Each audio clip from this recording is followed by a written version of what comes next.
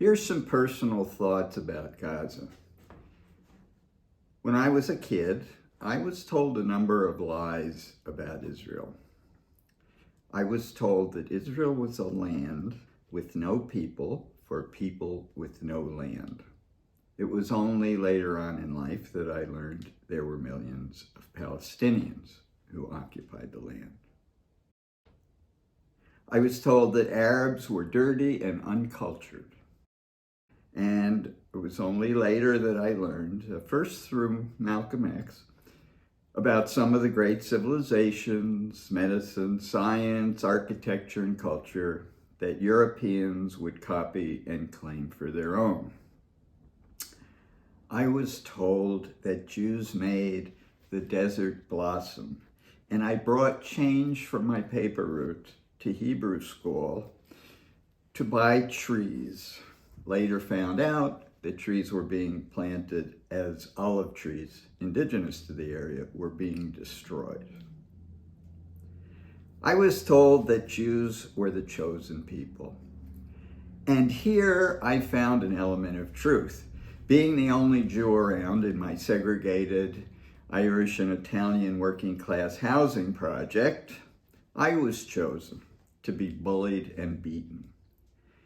Today, I see arrogant young Jews, many from the US, bullying and demeaning Palestinians in the very same way. My relatives had fled the oppression of Eastern Europe. They were all communists and anarchists, my ancestors.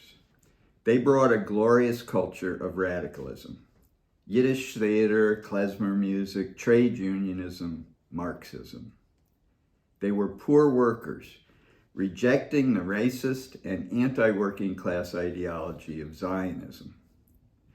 Sadly, over the decades, many Jews in the U.S. adapted to the consumer culture of the U.S., aping their corporate masters.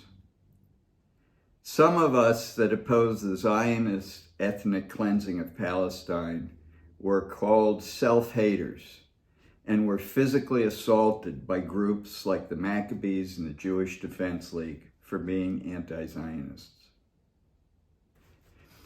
Truth be told, though, I was always an atheist. But today, I stand proud with my Jewish sisters and brothers that are risking repression, cancellation, and jail, engaged in civil disobedience to stop the genocidal war against Palestine.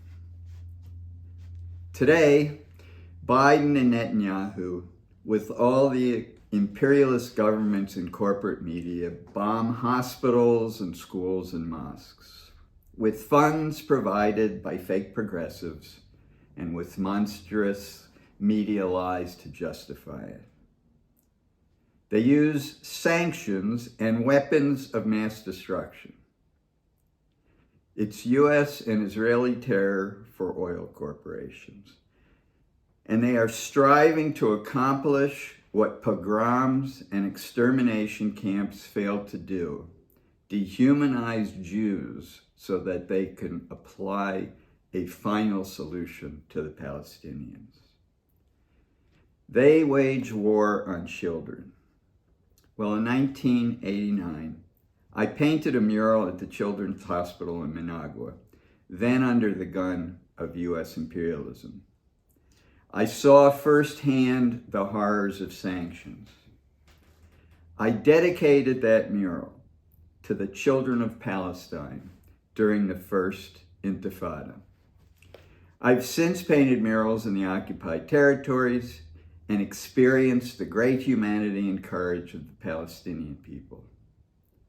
Palestine carries on the traditions of struggle of Soweto and the Warsaw Ghetto Uprising.